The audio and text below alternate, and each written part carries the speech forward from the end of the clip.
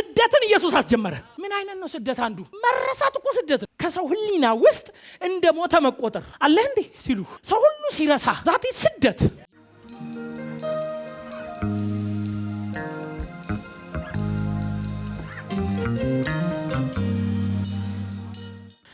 ባለፈው ሳምንት ምዕራፍ 2 ከ1 እስከ 12 ያለውን አይተናል። ዛሬ ከ13 እስከ 23 ያለውን ለማየት እንሞክራለን። ከ1 እስከ 12 የሰብአ ሰገል መምጣት ነው ወይም ለስግደት ወደ ኢየሱስ መምጣት ነው። ትንሽዬ ግን ዛሬ እንዲያዝ የተወሰነ ማንሳት ስለሚጠበቅብኝ ዛሬም ከዛ ከጥቂቱ ጀምራለሁ። ዛሬ ከ13 እስከ 23 ነው የምናየው። እየተማረን አሜዚንግ ብርሃን ይበራላችኋል። የሚገርማችሁ የእግዚአብሔር ቃል ባህሪው ማለት ነው ምንድነው የሚለው? የቃል ፍቺ ይልና ያበራል ይላል። አሁን መብራት ኖጦሊ ይሄ ከዚህ የሚገኘው የአይን ነው፣ ይሄ የልብ ነው። አንዳንድ ጊዜ እንደ ጋዜጣ ያነበባችሁት የእግዚአብሔር ቃል የሆነ ቀን በትላልቅ ተራራዎች ፊት በትላልቅ ጨለማ ውስጥ ያበራና መከራውና ቻሌንጁ ምንም ሳይመስላችሁ ቀዳችሁት እንድትሄዱ አቅም ይሰጣል። ስለዚህ ዛሬ የምትበሉት ዛሬ የምታነቡት ለወደፊቱ ማንኛውም ቻሌንጅ ማሸነፊያ መድኃኒት ነው። እኔ ማቴዎስን ከፊት ይልቅ እየወደድኩ ከፊት ይልቅ እያነበብኩ ከፊት ይልቅ እየተባረኩበት ነው። እናንብብ አንድ ጊዜ። እነርሱም ከሄዱ በኋላ እነሆ የጌታ መልአክ በሕልም ለዮሴፍ ታይቶ ሄሮድስ ሕፃኑን ሊገድለው ይፈልጋል፣ ተነስ፣ ሕፃኑንና እናቱንም ይዘህ ወደ ግብፅ ሽሽ፣ እስከምነግርህም ድረስ በዚያው ተቀመጥ አለው። እስከ መቼ? እስከምነግርህ። እንግዲህ ልጀምር። ሰብአ ሰገል ማለት ባጭር ቃል ሲተረጎም ጥበበኞች እንደማለት ነው። ጥበበኞች ናቸው እነዚህ፣ የምድር የመጨረሻ ጥበበኞች ናቸው። ጥበብን በጣም ነው የሚቆፍሩት የሚፈልጉት። የምስራቅ ሰዎች ኤቭሪ የምስራቅ ሰዎች ጥበብ ይፈልጋሉ። ለምሳሌ ቡድሃ የት ነው ያለው? ሩቅ ምስራቅ አይደል የሚባል? ቡድሃ በል ኤቭሪ ሃይማኖት መሪ፣ ኤቭሪ ሃይማኖት ንቅናቄ ያለው እዛ አካባቢ ነው። ልክ ነኝ። ጦርነትም እዛው ነው። የዓለም ፍጻሜ ይሆናል ብለን የምንፈራው እዛው ነው። ድብልቅልቁ ይወጣል። አሁንም የምንጨነቀው እዛው ነው። ስፒሪቹዋሊም ስጋዊም ነገር ያለው ሴንቶሯ ላይ ነው። ኤደን ገነትም እዛው ነበር ተብሎ ይታሰባል። ግልጽ ነው። እሺ እንጀምራለን። ሁሉም ውጥረት እዛ አካባቢ ነው ሁሉም ነገር። እና ሰብአ ሰገሎች የሚኖሩት ምስራቅ ላይ ነው። ይሰማል። ፀሐይ መውጫ ላይ ነው። የሚገርማችሁ ጥበብን ይፈልጋሉ። በጣም ነው ጥበብ የሚፈልጉ። ስለዚህ ስለ ጥበብ ሲሉ ብዙ መጽሐፍ አንብበዋል። ብዙ ነገር ይፈልጋሉ። ባለፈው ለማስታወስ ያክል ይሄ ሰብቷጀንት ኤልኤክስኤክስ ቡልጌት የሚባለው መጽሐፍ በዛ ጊዜ ተተርጉሟል። ኢየሱስ ከመወለዱ ከ207 ዓመት በፊት ነው ይሄ መጽሐፍ የተተረጎመው። ኢንተርናሽናል በሆነ ቋንቋ። ያኔ ዓለም የምትናገረው ምን አይነት ቋንቋ ነው? የግሪክ። ያኔ ዓለም በሙሉ ሄሌናይዜሽን በሚባል የግሪካውያን ምን ያደርጉ ነበር? ባህላቸውን ቀኝ ሲገዙ እንደ ባቢሎናውያን አፍሰው አይደለም የሚወስዱት። ገብቶቻል? አፍሰው ይወስዱና ባቢሎናውያን እዛ ነው ባሪያ የሚያደርጉት። እንደሱ አይደሉም ግሪኮቹ። ግሪኮቹ እዛው ባለበት ሄሌናይዝድ ያደርጓል። እንደሆኖቹ አሜሪካኖች ኤቭሪባዲ ኢዝ ናው አሜሪካን አይደለም እንዴ? ልክ ነኝ አይደለም እንዴ? ምንም እንግሊዘኛ የማይችሉ ኦ ማይ ጋሽ ይላል። ይጨናነቃል አይደለም? በእንግሊዘኛ ትጨናነቃለህ። አሁን መልበስ ሁሉ የምንወደው የት ነው? ከአሜሪካን የመጣልኝ ነው የምንለው። ለምን? ይሄ የሚያሳዩ በፊልም በምንም ባህላቸውን እኛ ላይ ጭነው እንትን አድርገውናል። አሜሪካዊ አድርገውናል። ቋንቋቸውን ነው ያልቻልነው አይደለም? ግሪኮቹ ግን ቋንቋ አስለምደው ምን ብለው። ለዚህ ነው የአዲስ ኪዳኑ መጽሐፍ ዘሆል የአዲስ ኪዳን ማቴዎስ ብቻ ነው በዕብራይስጥ የተጻፈው። ማቴዎስ ብቻ ነው በዕብራይስጥ ተጽፏል ተብሎ የሚታመነው። ከዕብራይስጥ ነው የተተረጎመው ተብሎ የሚታመነው። ሌሎቹ ግን ዘሆል በግሪክ ነው። ትንሽ አርማይክ መሃል የገባባቸው ክፍሎች አሉ። ለምንድን ነው? ዓለም ጠቅላላ ግሪከኛ ነው የሚናገረው። ስለዚህ ተመልከቱ፣ እነዚህ ሰብአ ሰገሎች ይሄንንም መጽሐፍ አንብቦ ሊሆን ይችላል። የማያነቡት ነገር የለም። ጥበብ በቃ ይፈልጋሉ። ሰብአ ሰገሎች ነገስታትም ናቸው፣ ባለጠጎችም ናቸው፣ ግን ጥበብን የሚራቡ ናቸው። ጥበብን ሲራቡ አንድ ቀን የጥበብ ማህደር የሆነውን ኢየሱስን አዩት። ያ የጥበብ ጌታ ይወለዳል። ሜቢ በለዓም የተናገረውን ትንቢት አይተው ሊሆን ይችላል። አያለው አለ በለዓም የአሕዛብ ሟርተኛ ነው፣ የአሕዛብ ነብይ ነው። አየህ፣ ነቢያቶች ሁሉ እስራኤላዊ ናቸው። በለዓም ግን እርገም ተብሎ ነው፣ እስራኤልን እርገም ተብሎ ተልኮ ይህን ህዝብ እንዴት መርገም ይችላሉ አለ። ለምን? ከመካከላቸው ኮከብ ይወጣል፣ ከመካከላቸው አዳኝ ይወለዳል፣ ከመካከላቸው ታላቅ ነገር ይሆናል። አለና ፕሮፌሲያ ሜቢ እነዚህ ሰባ ሰገሎች ይሄንን ማንበብ ነው። ይኸውላችሁ ምስራቅ ላይ ቁጭ ያሉ ሰዎች ናቸው። ባለፈው እንደነገርኳችሁ ከምስራቅ ወደ ምስራቅ መጡ። ግን ያሉበት ምስራቅ የውሸት ምስራቅ ነው፣ አቅጣጫ ነው። ይሄኛው ግን የህይወት ምስራቅ ነው። ከፀሐይ መውጫ ወደ እውነተኛው ፀሐይ መጡ። አንዳንድ ሰው የተቀመጠበት ቦታ ይሞቀውና በቃኝ ምስራቅ ላይ ነኝ፣ ኦሬዲ ዲግሪ ላይ ነኝ፣ ጥበቤ ላይ ነኝ ምናምን ብለው መደምደሚያው እሱ አይደለም። እነሱ ግን ያንን የተመቸ ሰፈር ለቀቁና የኔ ፀሐይ ወደሚሉት ወደ ኢየሱስ መጡ። እንደነገርኳችሁ ስንት ዓመት ፈጀባቸው ሲፈልጉ? 2 ዓመት ኮከብ እየተመሩ ኢየሱስን ፍለጋ 2 ዓመት ሄዱ። ግን ቤተልሔም ያሉ ኢየሩሳሌም ያሉ ፈሪሳውያን ሊያውም እንደሚወለድ የሚያውቁ መጽሐፍ እጃቸው ላይ ያለ አንድ ቀን ማታስኬድ መንገድ ሄደው ሕፃኑን አልፈልጉም። አውቀዋል እርግጥ ነው እንደሚወለድ 100%። እንደውም ሄሮድስ ጠርቶ ሲጠይቃቸው ንጉስ የሚወለደው የት ነው ሲል ቤተልሔም ነው አሉት። አላሉም? የት ነው የሚወለደው አሉ። እነሱ በነገሯቸው እኮ ነው ሄዱት። አያቸው እጃቸው ላይ የእግዚአብሔር ቃል ያላቸው ሕጉን የሚያውቁ ቶራውን የሚያውቁ ሰዎች ለመስገድ መሻት የላቸውም፣ ለአምልኮ መሻት የላቸውም። የሩቆቹ ሲመጡ የቅርቦቹን አቁ። ቢኮዝ ምን ይባላል ባገሬ ቅርብ ያለ ጸበል የልጥ መንከሪያ ይሆናል። ቅርብ ያለ ሰው የሚገርማችሁ ቅርብ ያለ ነገር ይቀልብናል። ስፔሻሊ ደግሞ አበሻ። ይሄንንም የተረተው ማን ነው? አበሻ። አበሻ ያቃል ስለ አበሻ። ስለዚህ ምን አለ አበሻ ቅርብ ያለ ይው የራሱን ቸርች አያከብርም። አይታችሁ እኮ ሰው የራሱን አገልጋይ አይቀበልም።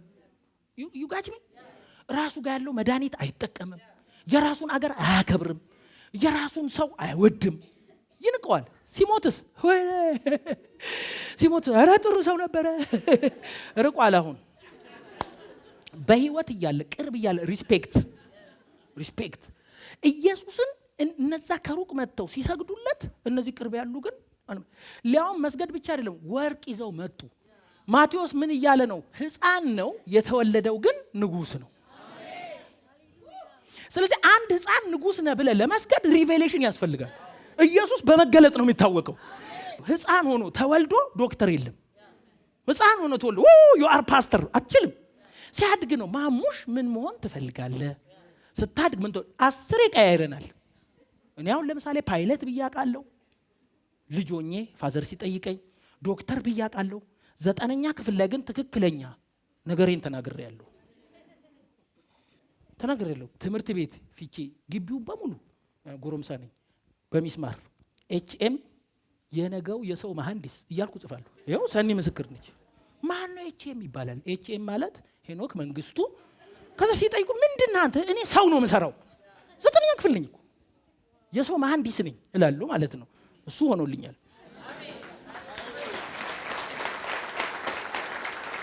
አባቴ መሐንዲስ ነው፣ እኔን ደግሞ መሐንዲስ አድርጎ በእኔ ደግሞ እሱ ያድሳል። አሜን በሏ። ብዙ ዛን ኢየሱስ ግን ይላል ገና ሲወለድ ጀምሮ ንጉስ ነው። የለም እንደ አይነት ነገር እኮ ንጉስ ተወልዷል ነው ያሉት። ሕፃን ተወልዷል ነው የሚባለው እንጂ ንጉስ ተወልዷል። አሁን ለምሳሌ እኛ ቸርች ማለት ሰው ወልደዋል። ሄደው ሲጠይቁ እነ ፓስተር ቲጂ ቤታችሁ ዶክተር ተወልዷል ይላል። ያማቸዋል እንዴ ነው የሚባለው? ገብቷል አይደለም? ያማል ዶክተርም ፕሮፌሰርም ሊባል አይችልም። ኢየሱስ ግን ሲያድግ አይደለም ንጉስ የሆነው፣ ከዘላለም ንጉስ ነው። አንድ ሰው አሜን ይበል። ሃሌሉያ። ንጉስ ብቻ አይደለም የሰላም አለቃ። እንዲህ ይላል ሕፃን ተወልዶልናል፣ ወንድ ልጅም ተሰጥቶናል፣ አለቅና በጫንቃው ላይ ነው። እሱ ያጋንንት አለቃ፣ የበሽታ አለቃ፣ የእርግማን አለቃ። ግዴለም አሜን በል። ሃሌሉያ። አንተ ያመንከው አለቃውን ነው። አጋንንት የሚፈራው አለቃ እዚህ ቤት የተወለደው በልብ የተወለደው አለቃ ነው። ሕፃን ይመስላል፣ ማደሪያ የለውም፣ በረት ውስጥ ነው ያለው፣ ግን አለቃ ነው። ሊያውም ሰላም አለቃ የላትም፣ ሰላም መሪ የላትም። አለቃ ማለት ቁጭ በይ ብድግ በይ የሚል ነው። ይሄኛው አለቃ የብር አለቃ የምናምን አይደለም፣ የሰላም አለቃ ነው። ሃቻና ፋሳ ተወለደ።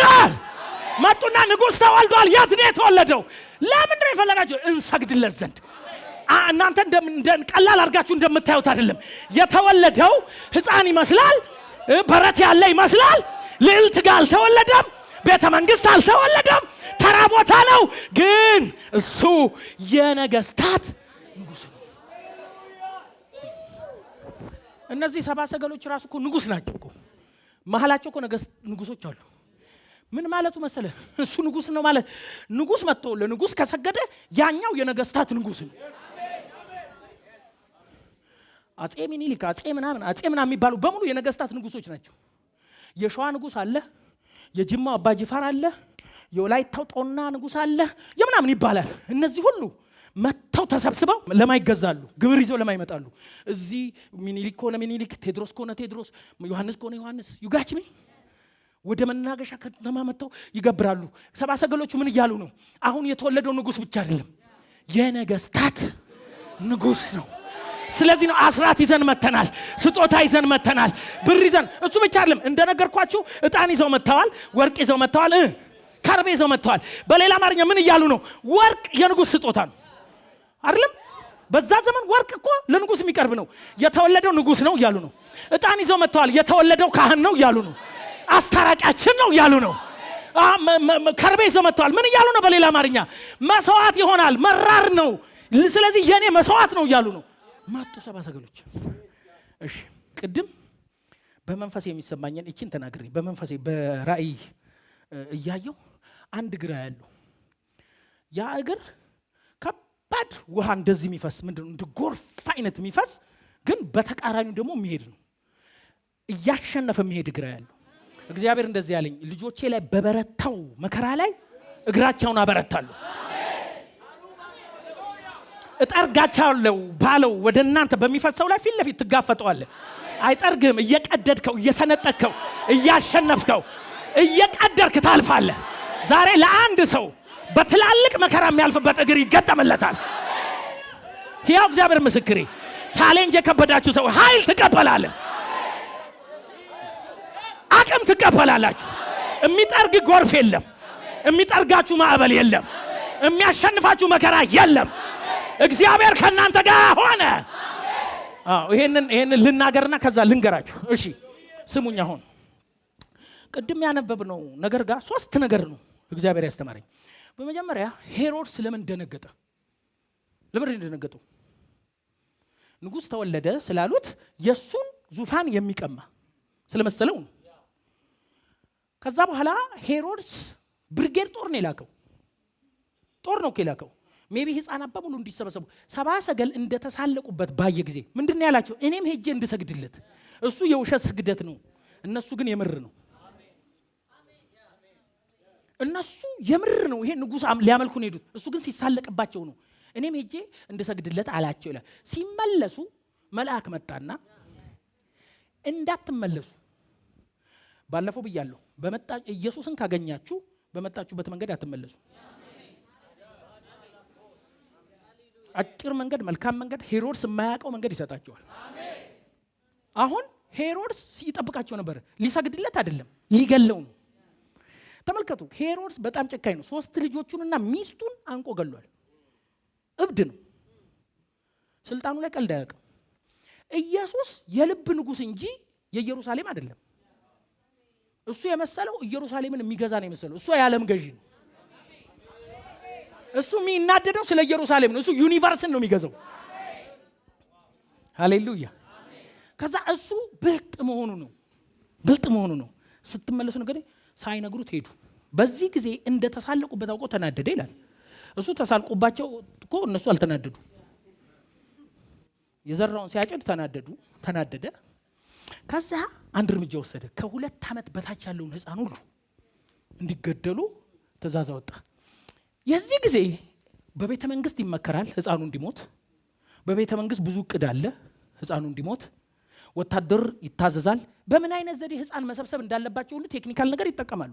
ሜቢ ነው ያላቅም እንጂ ከዚህ ዓመት በታች ያላችሁ በሙሉ ልጆቻችሁ ሽልማት አለ መሬት ሰጣሉም ብሎ ሊሆን ይችላል። በምን አይነት ማባቢያ ያን ሁሉ ጩጬ እንደሰበሰበ ያኔ ቴሌግራም የለም፣ ቴሌፎን የለም፣ ብቻ ህፃን ሰብስቧል። ከ2 ዓመት በታች ያለ ህፃን በሙሉ ይሰብሰባል። ለምን?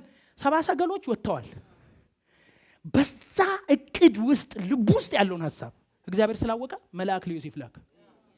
ዮሴፍ ግን ተኝቷል ይላል። የሰማችሁ ለሽ ብሏል። ወዳጆቼ እናንተ ተኝታችሁ የሚመከርባችሁን ሳታውቁ እግዚአብሔር በልብ ያለውን ሰምቶ ይነግራቸዋል። ለተኛው ዮሴፍ መልአክ መጣና ቀሰቀሰው። ሕፃኑን ሊገሉት ፈልገዋል እና ያዝና ወደ ግብጽ ሽሽ። ግብጽ ሕፃናትን በመግደል ነው የምትታወቀው። ግብጽ ሕፃናትን ገላለች፣ በመግደል ነው የምትታወቀው። እስራኤል ብዙ ሕፃን ያለቀባት ግብጽ ውስጥ ነው። እግዚአብሔር ግን ከፈለገ ገዳዩን መሸሸጊያ ያደርጋል። ለአንዳንዶቻችሁ መጥፊያ ቦታ መደበቂያ ይሆናል። ግልጽ ነው፣ እየተነበይኩ ነው። በደንብ አሜን ብላችሁ ይሰዱ። ግብጽ ለሕፃኖች አትመችም። ሊያውም ለአይሁድ ንጉስ፣ ለእስራኤል ንጉስ መደበቂያ ልትሆን አትችልም። ግን እግዚአብሔር እኔ ብያለሁ አለ። ተነስና ሕፃኑን ይዘህ ወደ ግብጽ ግባ አለ። ወደ ግብጽ ለምን ይላል? አንድ ቃል አለ። ምን ይላል? ልጄን ከግብጽ ጠራሁት የሚል ቃል ይፈጸም ዘንድ። አሁን ተመልከቱ፣ ኢየሱስንና ዮሴፍን ከነቤተሰቡ ያንቀሳቀሰው ሰይፍና መከራ ሊመስል ይችላል። አንዳንዶቻችሁ አሁን የምትሄዱበት መንገድ፣ የምትገቡበት ሰፈር መከራው ሊመስላችሁ ይችላል። እዛ ጋር ያስቀመጣችሁ አይደለም። የሆነ ስለናንተ የተነገረ፣ የሆነ ስለናንተ የተተነበየ በህይወታችሁ መፈጸም ያለበት ቃል አለ። ኢየሱስም ይላል ቆሞ ሲያነብ ስለ እሱ እንዲህ ተብሎ የተጻፈውን ቦታ አገኘ። የሆነ ሰው ከተጻፈለት ጋር ይገናኛል። ከተጻፈላችሁ ጋር ትገናኛላችሁ። ያው የተጻፈልን ልትኖር ነው እንጂ ሄሮድስን እንዲህ ስለፈራ አይደለም። ለምን? እንዲህ ተብሎ የተጻፈው ይፈጸም ዘንድ። ምን የሚል?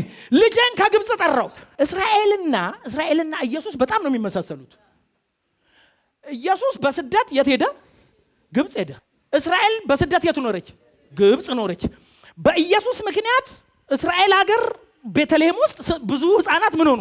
ሞቱ። በእስራኤል ምክንያት ብዙ ሕፃናት እዛ ሰፈር ሞቱ። እስራኤል ከወርቅ ጋር ወጣ። ኢየሱስ ከሰብአ ሰገል ወርቅ ተቀበለ። ኢየሱስ ከአሕዛብ ነው ወርቅ የወሰደው። ሶስት ነገር ስሙኝ። ምንድን ያለው? መጣና መልአኩ ሕፃኑን ሊገሉ ስለሆነ ወዴት ሽሽ አለ። አሁን መከራ እንዳለ ተነገረ። ልክ ነኝ? መከራ እንዳለ ተነገረ። ማቴዎስ ምን እያለ እንደሆነ ታውቃላችሁ? አምላካችሁ ያላሟሸው መከራ የለም ነው። እሱ ነው መስቀሉን ያስጀመረው ነው። የመረቀው እሱ ነው። አንተ አይደለህም ጀማሪ። የመከራ ጀማሪ አንተ አይደለህም ነው። ንጉስ ሁሉ የሞላለት ሳለ ወደ መሬት ወርዶ በረት ሲወለድ ምን ይመስልሃል? የመስቀል ጅማሬ አይደለም ወይ? መስቀል ላይ ሲንጠለጠል ሲጠናቀቅ አይደለም። አንዳንድ ሰው እንዲህ ብሎ ሊጠይቅ ይችላል። ታዲያ ኢየሱስ ሊሞት ከመጣ፣ እውነቴን እመኑኝ፣ ምንም ሕፃን ወደዚህ ምድር ሲመጣ ሊሞት አይመጣም፣ ሊኖር ነው የሚመጣው። ኢየሱስ ብቻ ነው ሊሞት የመጣ፣ ሊኖር አይደለም የመጣው። የኔን መከራና አበሳ ሰብስቦ ሊሞት ነው የመጣው። ግን ታዲያ ሊሞት ከመጣ ለምን አይሞትም? ለምን ይሸሻል? ቢኮዝ በሰይፍ አይደለም እሱ የሚሞተው። እሱ በሰይፍ አይደለም የሚሞተው፣ በመስቀል ላይ ነው። በመስቀል ላይ ካልሞተ እርጉም ስለማይባል በእንጨት ላይ ተሰቅሎ መሞት ግዴታ ስለሆነ ኢየሱስ ሰይፉን ሸሸ፣ ከሰይፍ አመለጠ። መስቀል ላይ ግን ሲሰቀል ምን ተባለ? በአንተ ምክንያት እርግማን ተባለ። እሾህ አክሊል ሲወስድ ኢቭን ኢየሱስ ከመስቀል በፊት ሊሞት ሲል አስታውሳችኋል? እንጨቱ ላይ ሲወድቅ ሲደማ ደሙ ሲፈስ 18 ሰዓት ሙሉ ያንን አበሳና ስቃይ ሲያይ ሊሞት ደረሰ። ደም ሲፈስ ትሞታለህ። ሊሞት ሲል ምን ቸገረው? መሞት አይደል እንዴ? አይሞትም እንዴ? ግን እነሱ ምን አሉ አይታችኋል? ቀሬናው ስምዖንን ጠሩትና አግዘው አሉት። ለኢየሱስ አዝነውለት አይደለም። ከመስቀል በፊት ከሞተ ይሄ ሰው የእርጉም አይባልም፣ ሊሞትብን ነው። ስለዚህ አግዘው እንዳይሞት ነው እንጂ ለኢየሱስ አዝነው አይደለም። እዛ ጋር ቢሞት ኖሮ እርጉም የሚለው ስም አይሆንም ነበረ። ነገር ግን በእኔ ምክንያት እርጉም መባል ስለነበረበት የኔ ኩነኔና አበሳ ሁሉ መወሰድ ስለነበረበት ለዚህ ነው ሰይፍ ወደሱ ሲመጣ ኢየሱስ አመለጠ። መከራውንና ሞቱን ሸሽቶ ሳይሆን ትክክለኛውን የመስቀል መሞት ስላለበት ጊዜው ስላልደረሰ ወደ ግብጽ ሄደ። አሁን መከራ እንዳለ ነገራችሁ። ምን እያለ? እናንተ አይደላችሁ መከራ የመረቃችሁት። አሁን በትዳር መከራ የገጠማችሁ፣ በላይፍ መከራ የገጠማችሁ። ክርስቶስ ኢየሱስ የበረከት ምክንያት ብቻ ሳይሆን የስደትም ምክንያት ነው። ማርያም ኢየሱስን አቅፋ ልክ ስምዖን ጋር ስትመጣ ሽማግሌው ስምዖን በህይወትሽ ሰይፍ ያልፋል አላት። ለሕፃን ልጅ እንዲህ አይነት ትንቢት አይመጣም። አንቺም መከረኛ ነሽ የወለድሽው መከረኛ ነው ማለቱ ነው። ሴፍ በህይወትሽ ያልፋል እና የወለድሽው ልጅ የበረከት ብቻ አይደለም ሴፍም ይዞ ይመጣል። ለዚህ ነው እኔ እናትና አባትን ልለይ መጥቻለሁ፣ እኔ ቤተሰብን እንዲህ ላደርግ መጥቻለሁ። ምን ማለት ነው? እበትናለሁ ማለቱ አይደለም። ኢየሱስን ስታምን የኢየሱስ ስትሆን ስደት አንዱ መገለጫ ነው። ለዚህ ነው ሁለተኛ ጢሞቴዎስ 3:15 ኢየሱስ ክርስቶስን እየመሰሉ ሊኖሩ የሚወዱ ሁሉ አለና ይሰደዳሉ። ስደት ብዙ አይነት ነው። አንዳንድ ስደቶች እንደዛ አይነት ላይሆኑ ይችላሉ። አሁን ስደት ውስጥ ያላችሁ ወገኖች በደንብ ስሙኝ። ስደት ኢየሱስ ነው መጀመሪያ ተሰዶ ያሳየን። መጀመሪያ የተሰደደው ከትልቅ ክብር ወደ ውርደት ሰፈር ነው። ብርቅ እንደመጣበት አትይ። አሁን እኛ ልዩ ልዩ መከራ ውስጥ ያላችሁ ዛሬ መልእክቱ ለእናንተ ነው። አሸንፋችሁ የምትሄዱበት አቅም ይሰጣል። በደንብ ስሙኝ። አንድ ጽሁፍ እኔ ለምሳሌ አበበ በሶ በላ ብዬ ጻፍኩኝ። እላው ላይ ደርበ ከጻፍክ ምንድነው? ዘሴም ነው። አዲስ ጽሁፍ አልጻፍክም። አሁን የኛ ኑሮ ኢየሱስ የጻፈውን ደግሞ እንደመጻፍ ነው። ወይም ኢየሱስ የረገጠውን ደግመን እየረገጥን እንደመሄድ ነው እንጂ አዲስ የመከራ ስትራቴጂ እንደመጣብሽ አትቁጠሪ።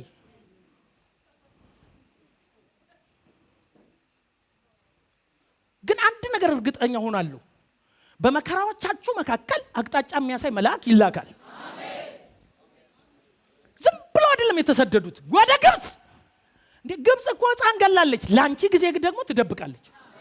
አንዳንዴ ማትጠብቅ። በሌላ አማርኛ ምን እያለ መሰላችሁ? የቅርቦቹ ሲያባርሯችሁ የሩቆቹ ይቀበሏቸዋል። አለበለዚያ የእግዚአብሔር ክንድ እንደሆነ እንዴት ታውቃለህ? ይረዳኛል ያልከው ይገፋህና አይረዳኝም ያልከው ይደብቅሃል። ኦ ሃሌሉያ!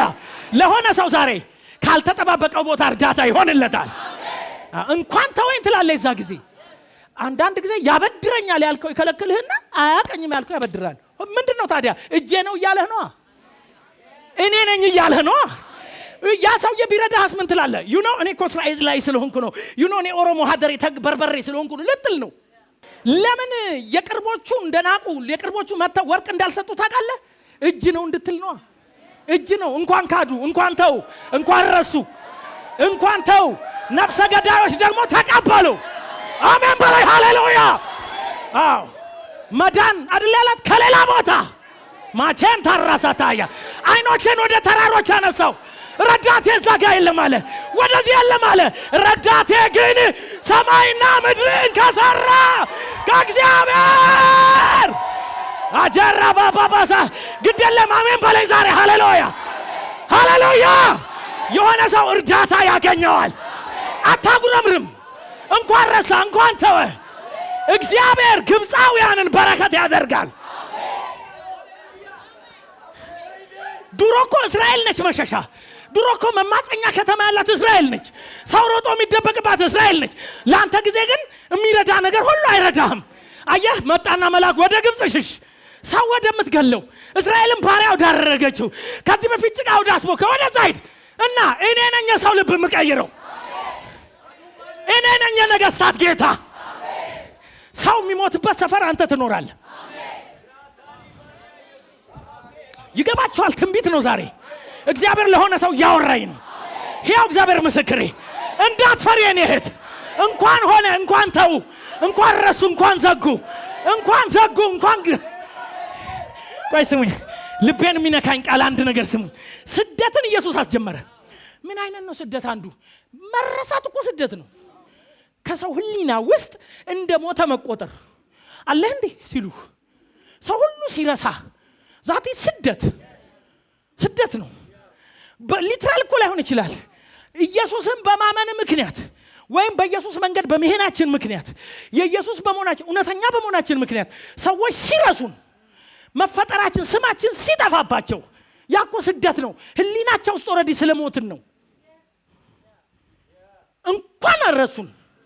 ዮሴፍ እንዳያትረሳኝ እንዲህ ያለው ረሳው። ምን ታመጣለህ? ረሳው። ለምን? እኔ ያኔ ህልሙን ስለፈታው ነው እንዳትል፣ የሆነ ቀን ስላበደርኩት ነው እንዳትል፣ እጅ የሌለበት የሆነ እርዳታ ይመጣልሃል። አቻ ካንቶሌ ቬንዳ ጋባስ የሆነ ሰው ይረዳል ዛሬ ማታ። ልዑል ይረዳዋል ዛሬ ማታ፣ ይራራለታል ዛሬ ማታ። እምረዳህ እኔ ነኝ ይልሃል እግዚአብሔር። እንኳን ረሱ፣ እንኳን ዘጉ፣ እንኳን ቆለፉ፣ እግዚአብሔር ካልጠበቀው ቦታ መዳን ያደርጋል። ይሄ ነው የኛ አምላክ። ግብፅን እንጀራ አድርጎ ይሰጠናል። ግብፅን መደበቂያ ያደርጋታል። ይገባሃል? ግብፅ ስል ይገባሃል? ግብፅ ስል ይገባሃል? ስለ ግብፅ እያወራው አይደለም። ለምንድነው ይሄ ሆነው? ልጄን ከግብፅ ጠራሁት የሚለው ቃል ይፈጸም ዘንድ ስላንተ የተጻፈ አለ፣ ስላንተ የተተነበየ አለ፣ ስላንተ የተመረቀ ነገር አለ። ሃሌሉያ ሃሌሉያ ሃሌሉያ። አጠፋም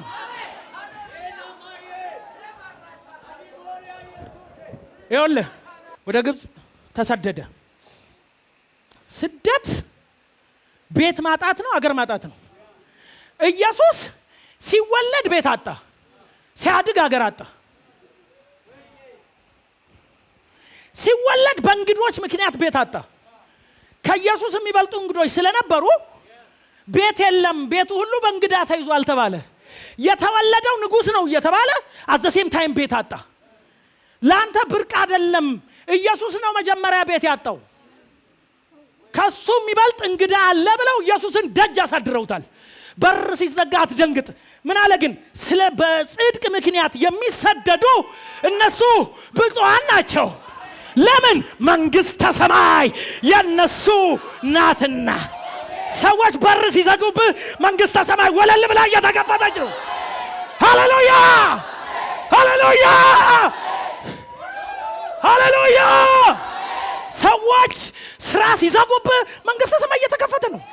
ምልክቱ ነው። የመዳን ምልክት፣ የመክበር ምልክት፣ የኢየሱስ የመሆን ምልክት። ሰው አለ ወይ አሜን የሚለኝ? በጽድቅ ምክንያት የሚሰደዱ እነሱ ብፁዓን ናቸው።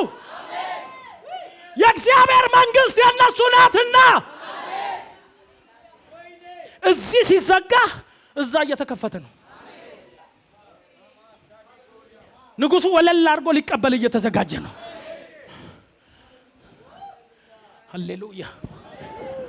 ኢየሱስ ነው ቤት ያጣ፣ ንጉስ ነው። አንተ እኮ ሰራተኛ ሆነ ነው ቤት ያጣው። ኢየሱስ የሰማይ የምድር ጌታ ሆኖ እንግዶች አሉ ተባለ። ካንተ በቀደሙ ተይዞ ሊሆን ይችላል፣ ግን እሱ መቀበያ ያለው። ኢየሱስ ስደተኛ ማለት ቤት የሌለው ነው። ቤት ሳይኖር አሳይቷል። የሰማይ ወፎች ጎጆ አላቸው ብሎ ነግረዋል። አንዳንድ ጥላና መከለያ ልናጣ እንችላለን፣ ግን አለና ደስ የሚለን ቃል መንግሥተ ሰማይ የነሱ ናት። በጣም ኢንጆይ የምታደርግበት ጉዳይ ነው። መንግሥተ ሰማይ የእናንተ ነች። ዛሬ የሚያዝኑ ብፁዓን ናቸው፣ ነገ ይስቃሉ። እስከ ነገ ታለቅሳለህ፣ ነገ ደግሞ ትስቃለህ። እዚህ ምድር ያው ትስቃለህ፣ ታለቅሳለህ፣ ትስቃለህ፣ ታለቅሳለህ። ስቆ ረጅም ስቆ እስኪሞት ስቆ የሞተ ሰው የለም። ጥርስህ እንዲህ ካልሆነ በስተቀር በኔቸር እስኪሞት ድረስ ስቆ የሞተ ሰው የለም። ጉበኛ ሆይ ሌሊቱ እስከ መቼ ነው ብለው ጠየቁት። ይመሻል ደግሞም ይነጋል። this is life principle። ግን የሚገርምም እንዳልታቀለው ወደ ግብጽ ሽሽ አለውና ቦታ ነገረው። ይኸውላችሁ ወርቅ ይዘው ሲመጡ እነሱ አልገባቸውም። ለካ ለስደቱ ፕሮቪዥን ነው። ወደ ሆነ መከራ የምትገቡ ከሆነ ከስደቱ ጋር ፕሮቪዥን አብሯል። ግብጽ ለሚበሉት ወርቅ መጥቶላቸዋል። አገኛችሁኝ? እነሱ መስዋዕት እየሰው ነው። ሰባ ሰገሎች መስዋዕት እየሰጡ ነው። ሰባ ሰገሎች ስጦታ እየሰጡ ነው። እግዚአብሔር ደግሞ ግብጽ ላለው ኑሮ ስንቅ እየሰጠ ነው። እመኑኝ ነገ ላለባችሁ መከራ እሱ ፕሮቪዥን ያዘጋጃል። እንዴት አልፏለሁ? ወርቅ ላይሆን ይችላል የሚዘጋጅላችሁ፣ ግሬስ ግን ይለቀቃል። የምታልፉበት ግሬስ ይለቀቃል። የምታልፉበት ግሬስ ከወርቅ ይበልጣል። እንዴት አልፏለሁ? ከዛ የደነቀኝን ጉድ ስሙ። ግብጽ እንደሚኖሩ ቦታውን ጠቆመ። የስደት ቦታ መከለያውን ቦታ አሳያቸው፣ መራቸው። መከራ እንዳለ ነገራቸው፣ ሞት እንዳለ ነገራቸው። ከዛ በኋላ እዛ ቆዩ አለ። መከራው ግን ስንት ቀን እንደሆነ አልነገራቸው። ወዳጆቼ መከራው ስንት ቀን እንደሆነ ቢነግራቸው ኖሮ እዛው ይሞታሉ በድንጋጤ። ስንት ዓመት አይነግርህ፣ እስክነግርህ ብቻ ነው የሚል። ይችላል እኮ ልጁ እስኪያድግ 10 ዓመት እዛ ግብጽ ትኖሪያለሽ ቢላት ኖሮ ማርያም እንዴት እችላለሁ የኔ ጌታ ልትል ትችላለች። ወርቁን ሰጣትና እስክነግራችሁ። አንዳንዶቻችሁ ግብጽ እንደዚህ አይነት ቻሌንጅ ውስጥ ናችሁ። እስከመቼ እንደሆነ ግን አታቁም፣ ግን ይነግራችኋል። ልክ መከራው ሲያልቅ ነው መጣና ህፃኑን የሚፈልጉት ሞተዋልና ተመልሰ ወደ ግርግም አለቀ። ፓስተር አሁን አንተ አታቅም ያለውበት ነገር እኔም አላቅም፣ ግን መከራ ውስጥ እንዳለሽ አቃለው። ስንት ዓመት ይፈጃል አላውቅም፣ ግን ልክ ሲያልቅ መጥቶ ይነግርሻል። 70 ዓመት ተፈጽሟል ይላል መጥቶ። የባርነት ዘመን ተፈጽሟል፣ የድህነት ዘመን ተፈጽሟል፣ የሐዘን ዘመን ተፈጽሟል። አንድ ነገር ብቻ ነው እኔ ላንቺ ቃል ልገባልሽ የምችለው፣ ሲፈጸም መልአክ መጥቶ ይነግርሻል። እንደሚፈጸም አውቃለሁ፣ መቼ እንደሚፈጸም ግን አላውቅም። ማቴዎስ ምንድነው የሚለን? ስደቱን መርቆ እሱ ከከፈተ በስደቱ በር ስትገባ ያሟሸው እሱ ስለሆነ አዲስ አሟሽ እንደሆንክ ቆጥረህ ከመከራ ጋር አትተናነቅ፣ በምስጋና ቀጥል። እሱ የሄደበትን ኮቴና ፈለግ ደግመ ስለሆነ የምትሄደው እየደገምክ ጌታዬ በዚህ ጋር ሄዷል ብለህ እየደገምክ እርገጠው። ድሮ አንድ ሹመት አለ፣ ምን ይባላል? ፊት አውራሪ የሚባል። የፊት አውራሪ ልጅ አለ እዚህ ውስጥ። ፊት አውራሪ የሚለው ፊት ወራሪ ከሚል የመጣ ነው። ማቴዎስ ምን እያላችሁ እንደሆነ ታውቃለህ? የእናንተ ጌታ ፊት አውራሪ ነው። በሌላ አማርኛ የድሮ ነገስታት ሲዋጉ አይታችኋል? ከፊት ነው የሚሄዱት፣ ከፊት ነው የሚታኮሱት። ከዛ አንተም እነሱን አይተህ ትነቃቃለህ። ያሁን ጊዜ ነገስታት በስልክ ነው የሚያወጉት። ሶሪ ነገስታት ብቻ አይደለም፣ ኤቭሪ ቀስቃሽ ሲያዋጉ ከርቀት ነው። ማቴዎስ ምን እያለ እንደሆነ ታውቃለህ? ኢየሱስ ቁጭ ብሎ ሰማይ ቁጭ ብሎ በስልክ አይደለም ያንተን ቻሌንጆች የተዋጋቸው፣ በቴሌግራም አይደለም። መጣና አንተ የምታልፍበትን መንገድ መጀመሪያ ረሃቡን አሸነፈ፣ ስደቱን አሸነፈ እና ተከተለኛል። ማቼ የኔ ፊት አውራሪ ኢየሱስ ነው። ይችላል እኮ ከላይ የደወለ አንተ ረሃብ ምናምን ማለት ይችላል። እንደዛ አይደለም። ወረደ ከሰማይ፣ ቤት ማጣትን አየ፣ መሰደድን አየ፣ ሰው ሀገር መኖር አየ። እንግዳው አዲስ መከራ አይደለም የመጣባችሁ፣ ሰንጥቀት አልፋለህ፣ አሸንፈት አልፋለህ። ግዴለም አሜን በሉ። መንፈስ ቅዱስ ስም የተመሰገነ ይሁን። የሆነ ሰው ጀግንነት እየገባበት ነው። ሰንጥቀሽ ታልፊያለሽ። በሰው መጠላትን መረሳትን ያየ እሱ ነው። በቅርብ ወገኖች መጥተው ያየ እሱ ነው። እንግዲያው እሱ ባለፈበት ሁሉ አሸንፈህ ታልፋለህ። ሩቅ ነው። ስለዚህ ብዙ ነገስታትን ልታሙ ትችላላችሁ። ቤቱ ቁጭ ብሎ ቤተ መንግስት ቁጭ ብሎ ግብር እየተቀበለ ወርቅ እየወሰደ አስፈጀን አስበላን እያልክ ልታማ ትችላለህ ብዙ ነገስታትን።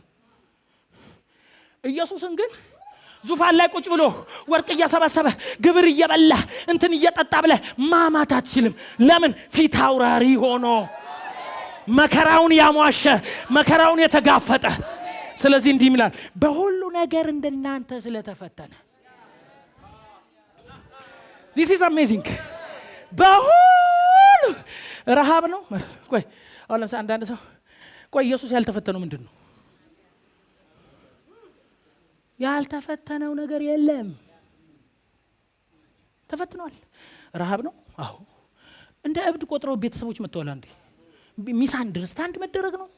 ሰንሰለት ይዘው መጥተውላል። እንዴ አሁን ልጅ ሳታብድ አብድሃል ብሎ ፋሚሊ ቢመጣ ሚስ አንደርስታንድ ተደርጓል። ማአት ቤተሰብ ውስጥ መወለድ ነው። የኛ ቤት ስለበዛ 10 ምናምን ስለሆነ ነው። ማአት ቤተሰብ ውስጥ ተወልዷል። አልጋ ጠቦት ያውቃል። አንድ ትሪ ላይ በልቷል። ምን ትፈልጋለህ? እና እሱ ይሄን ሁሉ ቀዶ ካለፈ ከኋላ የኔ ፊት አውራሪ ማቴዎስ ይሄን ነው የሚል። እሱ ያንተ ፊት አውራሪ ነው። መከራዎቹን ሁሉ አሟሽቷል። እሱ በመረቀል ነው እየሄድክ ያለው። እሱ እንደወጣ ደግሞ መከራ ውስጥ አልቀረም፣ ግብጽ ውስጥ አልቀረም፣ ተሰድቦ አልቀረም፣ ተዋርዶ አልቀረም፣ አሞቶ አልቀረም።